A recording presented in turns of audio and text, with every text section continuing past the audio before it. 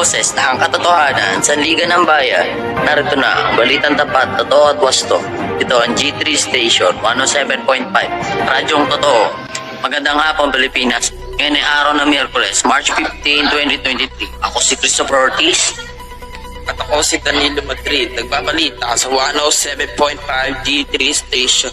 Sa ulo ng nagbabagang balita, Radyong Totoo! Isang daang pamilya apektado ng sunog sa Maynila at halos isang daang libong katao ang apektado ng oil spill sa Oriental Mindoro. Radyong Totoo!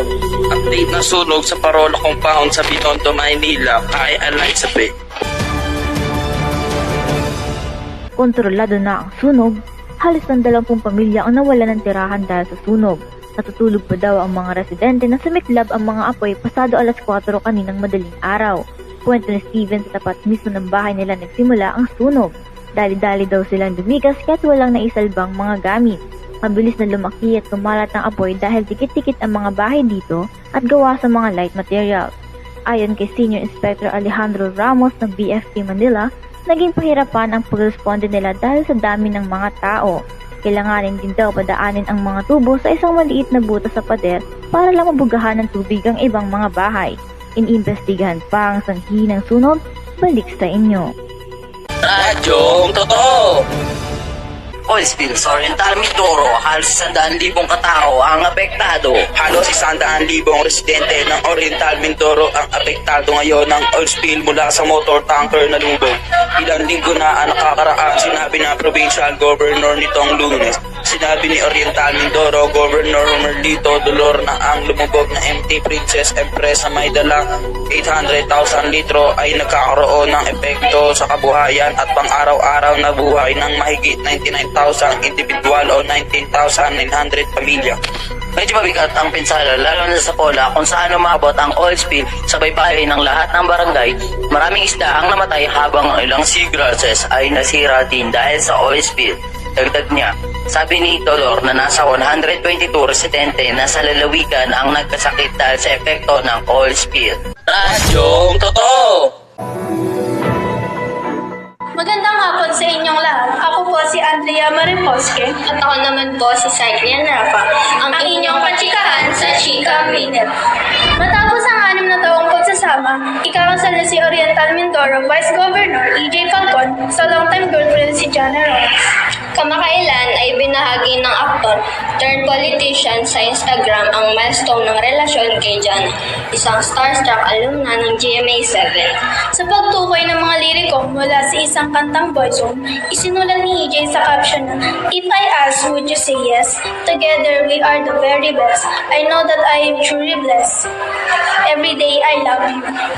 Dagdag ni EJ, excited at inaabangan niya ang bagong kabanata ng buhay nila ni Jana nang magkasama. Mahal na mahal kita. Happy birthday my future wife, Annie E.J. na nag-propose kay Jana noong bisperas ng kanyang kaarawan. Yun lamang para sa ating Chika Minute. Sa pagbabalik ng Station G3, serbisyong tapat, laging maaasahan. Abangon tayo. Miss, kape nga. 3-in-1? Hindi, yung puro. Nescafe Classic. Bunga ng 100% puro at natural. Kapeng-kape ang lasa at aroma. Para 100% ang gising, ang isip at katawan at diwa. Babangon tayo. Good job, dude. Para sa pamilya ko. Susulong tayo. Dito ka na sa 100% puro at natural. Nescafe Classic. Nagbabalik ng Station D3 107.5, balikan tapat, totoo at wasto. Alamin ng panahon, kami po si Dan Godfrey Inuyan. May namumang sama ng panahon na binabantayan ng Philippine Area of Responsibility. Huling namataan low pressure area sa layong 530 kilometers east-southeast ng hinatuan sa Surigao del Sur. Sa pag-asa na natiling mababa ang tsansa nito maging bagyo, pero posibleng kumilis to ng pakanluran at lumapit sa Mindanao. May tsansa din naman ito humina at mawala sa mga susunod na araw. Base po sa datos ng Metro Weather, magiging maulan sa malaking bahagi ng Mindanao bukas. May matitinding ulan kaya maging I am ready sa banta ng baha o pagguho ng lupa. Radyong Totoo! Ayon sa Pag-asa, posibleng bukas mararamdaman ang pinakamaraming ulan-dala ng LPA. Tuloy-tuloy naman ang pag-ira ng hanging amihan sa Luzon at localized thunderstorms sa ilang bahagi ng Visayas. Kaya't may pag-ulan din bukas sa Negros, sa Luzon provinces at ilang bahagi ng Cebu at Leyte. May chance din na pag-ulan sa Ilocos Sur, Cordillera, Aurora, Mindoro at Camarines provinces, Catanduanes at Sorsogon. Hindi din naalis ang tsansa ng ulan sa Metro Manila, kaya't pagbaon ng payong kung lalabas ng bahay.